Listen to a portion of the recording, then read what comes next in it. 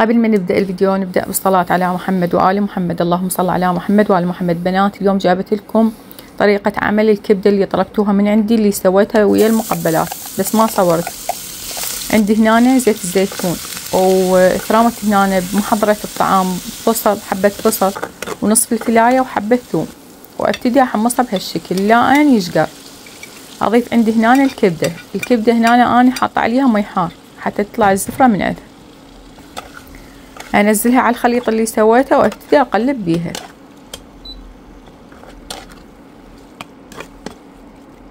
هسه حمستها شوية راح انزل عليها البهارات. عندي هنا رشة كركم وفلفل اسود وسماق مطحون بالبيت وكمون. بنات اعتمدوا هذه الطريقة كلش طيبة. وعندي هنا دبس الفلفل الحلو، اللي ما متوفر عنده هذا الدبس الفلفل استخدموا وياها الفلفل البارد الاخضر، هيك شوية طحنوه خلوه فوقه هم يعطي نفس الطعم. او البابريكا الحمراء الباودر هم ضيفوا عليها. عندي هنا الحواصل انا هنا سلقتها ودبيت المي مالتها، وبعدين رجعت حطيت عليها مي جديد، يعني بس مجرد يتغير اللون مالتها بالمي مالتها واغير المي مالتها. اخلي عليها نص مكعب مرق ماجي وورق الغار الى ان تستوي، وانزلها هسه على الكبده واظل احمس بيها الى ان المي مالتها يبتدي يريد ينشف. هسه راح انزل عليها الكزبرة الخضراء ودبس الرمان والملح. عندي هنا دبس الرمان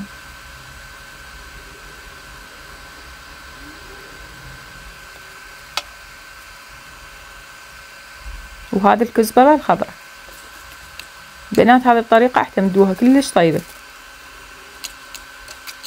وهذا الملح طبعا حسب الرغبة، واظل اقلب بيها الى ان تشوفون الدهن مالتها هيك يطلع، يعني معناته استوت على نار هادية. باعوا بهالشكل، شوف الدهن مالتها شلون طالع. طبعا الريحة والطعم مالتها يجنن وحامضة. هذه الطريقة طلبتوها من عندي. هذا طبعا كان السحور مالتنا. هنا كملت وانا كنت مسوية كبة البرغل وكبة التمة والبورق، وهنا الطرشي زيتون والخيار والخضرة وخبز حار وياه. ولهنا ينتهي الفيديو مالتنا. مع السلامة ودمتم في حفظ الرحمن.